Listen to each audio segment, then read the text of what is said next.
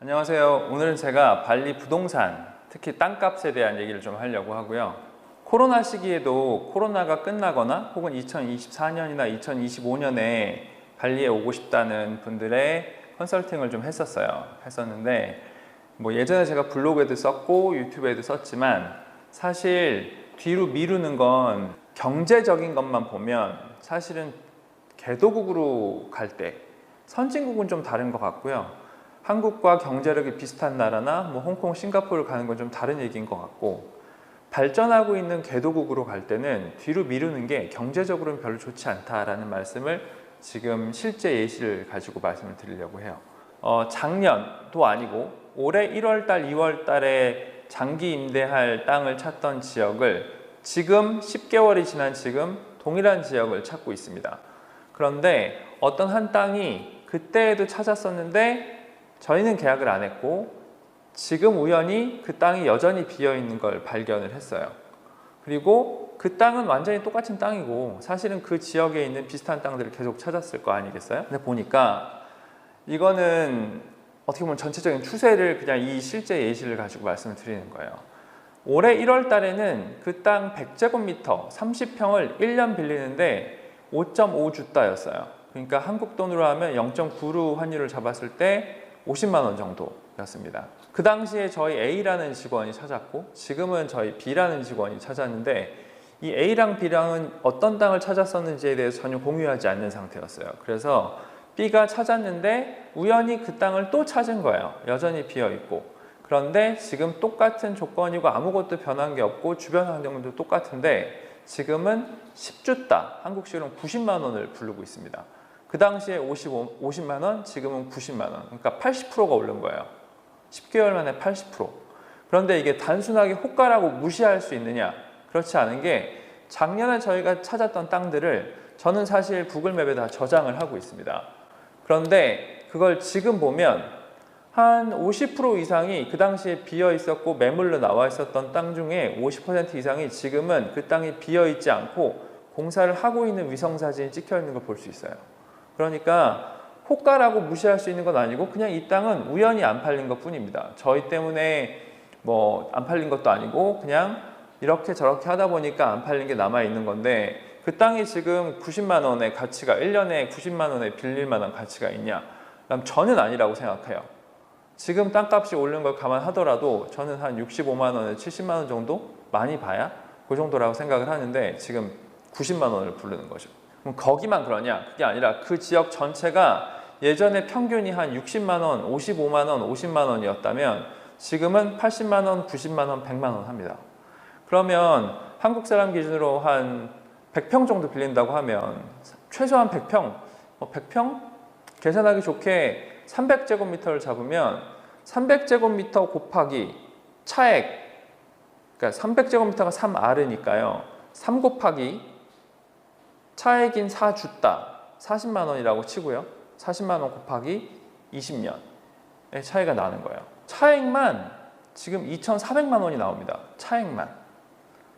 10개월 만에 땅을 20년치 빌리는데 차액이 2,400만 원인 상황인 거예요. 그러면 우리나라 사람들이 지금 한국의 물가가 오르고 있지만 한국 사람들의 가처분 소득이 그만큼 빨리 오르고 있냐? 라고는 그렇지 않잖아요. 이제 가처분 소득이라고 하면 다 아시겠지만 이자나 임대료 같은 거, 세금 이런 거 다 내고 남은 거, 내 실제 지출 더하기 저축액이라고 할 수 있겠지만 이거를 계산을 했을 때 내가 1년에 2,400만 원만큼씩 오르고 있냐는 거예요. 작년에 내가 연봉이 6천이었는데 지금 갑자기 9천이 됐냐 이거예요. 아니라는 거죠. 심지어 그렇게 됐다고 하더라도 임대료가 더 많이 올랐다면 가처분 소득이 이만큼 오르지 않는 거예요. 그러니까 제가 만약에 개도국, 발리, 태국의 어딘가 지금 성장하고 있는 나라 또 어디 있을까요? 베트남, 지금 필리핀도 잘 성장하고 있거든요. 그런 나라로 갈 때는 한국에서 내가 돈이 좀 부족해서 돈을 좀 모아서 가야지 라고 하면 내가 돈을 요만큼 모았는데 거기서는 비용이 이만큼 올라가 있는 상태일 수 있다는 거예요. 그래서 사실은 경제적으로 보면 개도국을 갈 때는 무조건 지금 당장 가는 게 제일 이득입니다.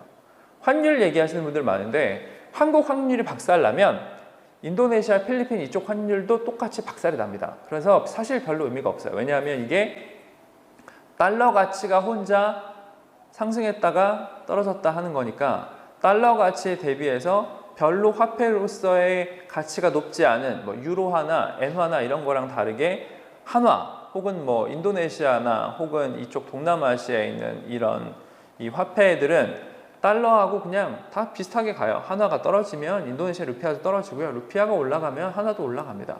이거는 별로 그렇게까지 변수가 되지 않아요. 변수는 발리 혹은 인도네시아 혹은 어떤 인도네시아의 어떤 지역의 물가가 한국에서 내가 돈을 버는 것보다 더 빠르게 오른다.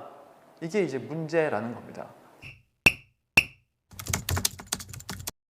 이제 여기서 딱 끝나면 좀 섭섭하니까 제가 약간 좋은 소식을 하나 더 드리자면, 뉴스를 보신 분들 아시는 분들이 계실 거예요. 1년에 증빙 없이 해외로 보낼 수 있는 1인당 1월 1일부터 12월 31일까지 보낼 수 있는 외환 송금액이 제한이 있었어요. 제한이 있습니다. 외환법을 보시면 5만 달러예요. 5만 달러까지는 1월 1일부터 12월 31일까지 내가 해외로 보낼 수 있는 겁니다.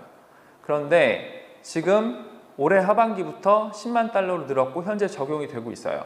그래서 해외로 나가시는 분들, 해외에다가 돈을 송금하실 일이 있는 분들, 해외에서 뭔가를 좀 하고 사실 분들은 한국에서 돈을 가지고 나오기가 조금 용이하게 됐다라는 좋은 소식이 있고, 사실 이거는 살기 전에는 이게 뭐 그렇게 중요해?